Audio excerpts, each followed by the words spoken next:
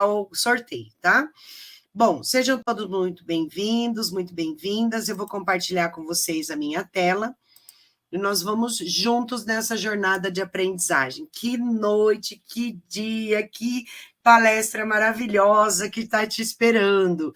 Me aguarda, né? Porque eu adoro isso que eu faço. Eu sou a professora Leila Prisma, é uma honra estar aqui com você. E hoje nós vamos conversar sobre os estímulos positivos cerebrais para uma boa aprendizagem. Se quem senta na nossa frente é um cérebro, esse cérebro precisa de estímulos. Então, vamos lá. Quando nós somos crianças, em especial, com mais ênfase nos 1000 primeiros dias de vida e antes dos 7 anos, os estímulos que vão formar a nossa mente são estímulos externos. Depois, se você buscar o aprendizado do Piaget, né? Anomia, heteronomia e autonomia, são essas 3 fases que vão passar por os nossos estímulos. Então, a gente vai precisar do estímulo externo. Na adolescência, eu tenho uma troca entre os estímulos internos e externos para quando eu chegar na autonomia, eu ser um cérebro estimulado que não desenvolva dependência emocional. Quando alguém é adulto e ele precisa de alguém para falar para ele como que ele tem que agir, se ele pode ou não pode, ou que dependa de uma motivação externa, ele ainda não chegou no processo de autorregulação, de automotivação e de manter os seus estímulos internos positivos, tá? Então, vamos começar com essa, né? E aí, um questionamento. Então, vamos conversar um pouco sobre como fazer esses estímulos positivos cerebrais para uma boa aprendizagem. É óbvio que eu vou estar falando dos estudantes, mas é um espelho, né, gente? A gente tem que falar também da gente mesmo. Se, de repente, em algum momento, você sentir qualquer tipo de defasagem nessa área, que esse conhecimento sirva para a sua mente e para o seu cérebro também, tá? Bom, para a gente compreender a aprendizagem, né, a gente precisa compreender o funcionamento do cérebro. Então, a gente vai ter uma pílula, né, de conhecimento para entender como que esse processo de aprendizagem circula pelos nossos 86 bilhões de neurônios. Então, quando a gente fala de neurociências e educação, a gente está falando de neurociências, né? Por quê? Porque a neurociência, ela tem braços. A cognição, a emoção, o funcionamento do cérebro, a neuroanatomofisiologia do cérebro, os distúrbios de aprendizagem, né? Então, nós vamos falar dessa intersecção entre a neurociência e a educação. Então, quando que alguém aprende? Né? Como é que eu posso falar assim, fulano aprendeu? Olha, eu vi que ele aprendeu. Né? Como que a gente faz essa catarse, né, da aprendizagem? Quando eu consigo demonstrar algo que está na minha mente com o meu comportamento. A gente fala muito de competências e habilidades na educação, né? Mas o que é competência e o que é habilidade de forma prática?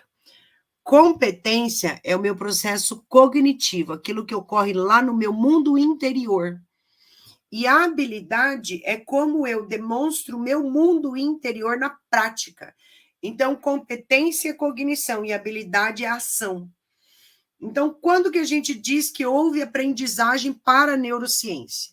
Quando alguém tem competência para resolver problemas e realizar tarefas, utilizando-se de atitudes, habilidades e conhecimentos que foram adquiridos ao longo de um processo de ensino-aprendizagem. Como que a gente vai poder dizer que você que está assistindo essa aula aprendeu? Se amanhã, ao ter um comportamento disruptivo, você se lembrar, por exemplo, que eu não posso controlar minhas emoções, mas eu posso controlar o meu comportamento. Então, eu vou controlar melhor o meu comportamento, vou trabalhar conscientemente. E por trás dessa fala existe a máxima de que tudo aquilo que eu tenho consciência, eu tenho controle. Então, quando que a gente é capaz de falar que aprendeu? Quando a gente é capaz de exibir esse conhecimento. Então, vamos lá. Vamos pegar uma criança pequena de 2 anos de idade. Ela começou a aprender a bater palminha. Aí chega alguém lá na tua casa e você fala assim, o nome da minha netinha é Yasmin, né? E vamos supor que a Yasmin aprendeu a bater palminha. Aí chega alguém aqui em casa e fala, olha, a Yaya aprendeu a bater palma. Vamos bater palma, Yaya? Daí ela vai exibir para o mundo externo que ela aprendeu. Olha, a Yaya sabe cantar. Vamos cantar, Yaya? Ela vai cantar. E esse processo que começa na infância, ele vai sendo criadas novas rodovias neurais para repercutir na vida adulta, para manipulação de cirurgias cerebrais, muitos anos de idade. Ele triplica, a pesquisa está no mente. Nosso sistema nervoso, que diz assim, que o tolo ele procura problema, o inteligente resolve, o sábio evita. Ciência, comportamento. Isso não ocorre no vazio. E eu gostaria de frisar que não ocorre com alguém gritando com a criança, com alguém humilhando a criança, com alguém castigando uma criança. Se eu quero uma mudança de comportamento, eu tenho que ter sabedoria o suficiente para mexer com a neuroplasticidade cerebral. Então, estratégias pedagógicas aliadas às experiências de vida que as crianças e nós mesmos somos expostos, desencadeiam processos de neuroplasticidade e modifica a estrutura cerebral de quem aprende. O que precisa ficar claro? O cérebro é o órgão da aprendizagem. É lá que está a nossa mágica. Gente, se tem alguém aqui que ainda não se matriculou na pós-graduação de neurociência, pensa num cavalo passando com sela na tua frente, se você não está montando. Por quê? Porque conhecer o cérebro é conhecer o órgão que eu trabalho diretamente todos os dias.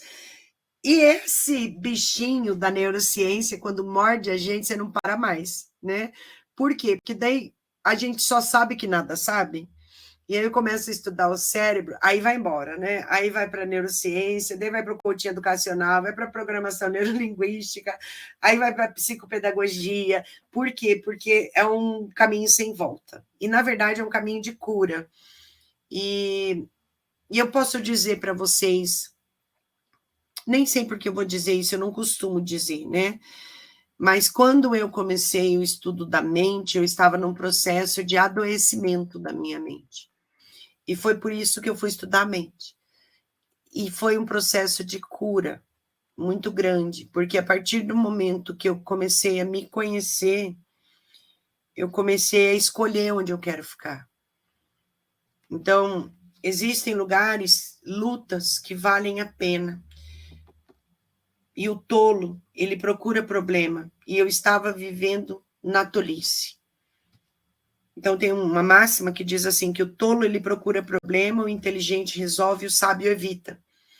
Só que muitas vezes a gente é criado, né, num esquema que a gente tem que brigar, que a gente tem que tirar satisfação, né?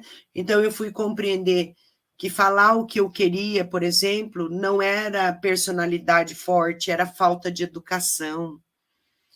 Ah, eu não me aguento, eu vou falar, isso não é autorregulação, né? Eu fui trabalhar a mim mesma, e depois de trabalhar a mim mesma, é que eu fui trabalhar melhor o meu aluno. E a diferença eu sinto nas minhas aulas todos os dias. Enfim, vamos para o conteúdo. A neurociência, ela não faz mágica, né? Ela não propõe uma nova pedagogia, mas ela traz para nós, educadores, práticas pedagógicas de maior sucesso. Por quê? Porque daí a gente consegue compreender melhor quem está na nossa frente. E a neurociência tem dado um salto gigantesco nas abordagens científicas, né? E entendendo melhor os processos cognitivos de aprendizagem. Quando a gente entende que o cérebro é a nossa máquina de aprender, a gente consegue ter um trabalho educativo melhor, porque conhece as organizações e funções do cérebro, quais são os períodos receptivos, como são os mecanismos de linguagem, mecanismos de atenção, mecanismos de memória, a relação entre a cognição e a emoção, a motivação, o desempenho, as dificuldades de aprendizagem, as intervenções e assim sucessivamente. Nosso sistema nervoso, ele é composto de grande parte do nosso corpo.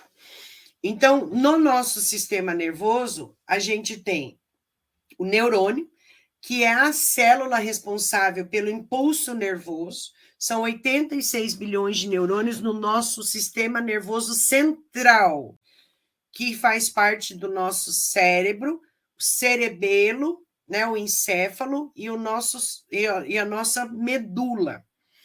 E o nosso sistema nervoso periférico são os nossos nervos e os nossos gânglios.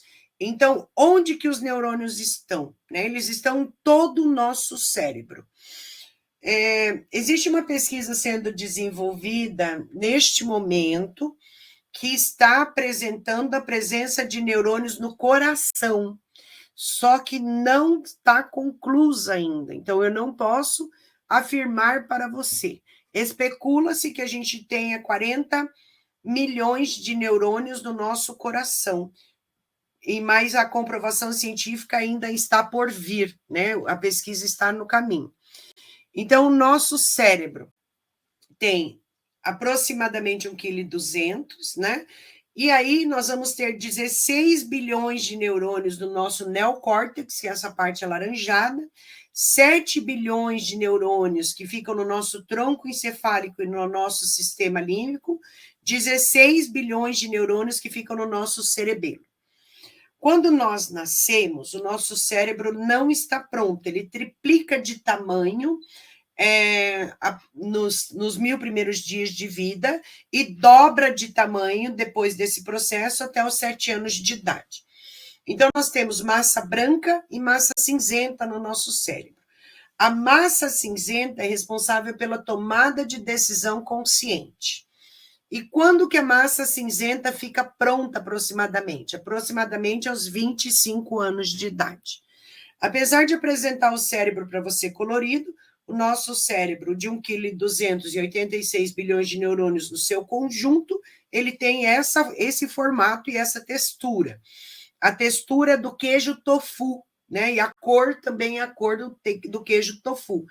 Inclusive, para manipulação de cirurgias cerebrais, muitos dos treinos são feitos em queijo tofu. Por quê? Porque o corte, né, tem que ser preciso e o treinamento são precisos nessa textura e nesse movimento. Então, nossos neurônios, né, ele tem elementos que servem para modificações constantes no nosso corpo. Como assim, Leila? Se a coisa acontece no meu cérebro, como que vai mexer com o meu corpo? Porque o nosso sistema nervoso central e periférico envolve todo o nosso corpo. Então, tudo o que acontece no meu cérebro tem uma marca no corpo. Toda emoção deixa uma marca física. Toda emoção deixa uma marca física. Antes, né, acreditava-se que o sistema nervoso ele era bem pequenininho e que os neurônios iam morrendo, né? Com as novas pesquisas, a gente sabe que mente e corpo formam um único sistema. Então, quando a gente está falando de cérebro, a gente está falando de todo o funcionamento nosso corporal. Por quê? Porque o que acontece na minha mente vai se desdobrar no meu corpo. Então, nossa espécie, né, Homo sapiens, ele tem um prazo de validade, assim como outras espécies, né? Os cachorros, eles vivem tanto tempo, os macacos, as tartarugas, o ser humano também, né? Então, a gente tem um ciclo de desenvolvimento que é possível de ser estudado tanto no nível celular, quanto nas conexões mais complexas, quanto nas doenças que podem ser desenvolvidas. Uma coisa que, independentemente da idade, não morre, não diminui, não enfraquece, é a capacidade que o nosso cérebro tem de modificar-se com uma nova aprendizagem. Porém, do 0 aos 7 anos, a gente tem uma janela neuroplástica maior de aprendizagem. Por quê? Porque o cérebro está triplicando de tamanho e depois duplicando. Então, nos 1000 primeiros dias, ele triplica de tamanho e depois ele duplica de tamanho. Então, a plasticidade cerebral, ela está mais ativa naquele momento, né? Então, a gente tem uma janela neuroplástica maior. Porém, independentemente da sua idade, né? Do momento que você está vivendo, é possível aprender em qualquer hora. Então, a gente tem na neuroplasticidade a neurogênese. O que é neurogênese? É a formação de novos neurônios. Por quê? Porque existem coisas, por exemplo, eu, quando era jovem, eu adorava andar de patins. Eu também gosto de andar de patins hoje, mas eu tenho medo, né? Porque cair aos 18 anos de idade é uma coisa, cair na minha idade é outra, né? Eu tenho medo de cair e me machucar. E então eu abandonei aquela rodovia neural do equilíbrio de andar de patins. Neurônios que não são usados a rodovia vai ficando velha, né? Então ele pode morrer e vão nascer novos neurônios com conhecimentos que eu estou desenvolvendo hoje. Então, a neurogênese é a produção de novos neurônios. E onde ocorre? No hipocampo. O hipocampo, ele fica exatamente no meinho do cérebro, né? Numa região do sistema límbico, e ele é bem pequenininho, como você pode ver nesse cérebro didático aqui. Mas mesmo sendo pequenininho, ele tem uma integração com o cérebro muito grande, através dos neurotransmissores. E a nossa espécie, Homo sapiens, ela tem neurofisiologicamente o cérebro igual, mas as mentes são diferentes. Por quê? Porque estabelecem rodovias neurais diferentes. Essas rodovias neurais, sensoriais, elas seguem o mesmo padrão. Por quê? Porque elas estão na nossa memória genética da nossa espécie. Então, quando a criança nasce, ela já tem pronto em seu cérebro um conjunto de circuitos. Mesmo que eles não estejam funcionando na sua plenitude, a maior parte do nosso sistema nervoso, ela é construída na nossa vida intrauterina. O que vai tornar os cérebros diferentes, então, né? O que vai tornar os cérebros diferentes é a história de vida dessa criança. E se nós olharmos bem direitinho, as crianças que apresentam dificuldades na escola foram crianças que muitas vezes não receberam os estímulos necessários. Então, no processo de construção do cérebro, a gente tem neurônios que são formados num número muito maior que o necessário. Então, eu formo o cérebro, olha como o nosso corpo é perfeito, né, gente? E se eu não receber os estímulos necessários, muitos desses neurônios vão ser descartados. Por quê? Porque eles não ficaram no lugar certo, porque não receberam os estímulos para fazer as rodovias neurais acontecer, porque eles não se tornaram funcional. Então, acreditava-se por muito tempo que não se formavam novos neurônios após o nascimento, e hoje a gente sabe que nós mantemos uma produção de novas células durante a vida inteira. E a formação de novas redes sinápticas no cérebro vai permitir o aparecimento de novas capacidades funcionais. Então, pode ser que alguém não gostava de estudar, né? Mas agora gosta. Não gostava de fazer pão, mas agora gosta. Por quê? Porque o nosso cérebro vai mudando. Não gostava de uma determinada comida, mas depois dos 40 anos começou a gostar de determinada comida. Então, a criança nasce com um cérebro de aproximadamente 400 gramas. Ao final do primeiro ano de vida, esse terá duplicado, terá cerca de 800 gramas. E todo o crescimento que vai ser desenvolvido naquela criança, crescimento, agora eu falo de crescimento subjetivo e objetivo, depende da quantidade de aumento de neurônio e da força da bainha de mielina e das células de glia daquele cérebro.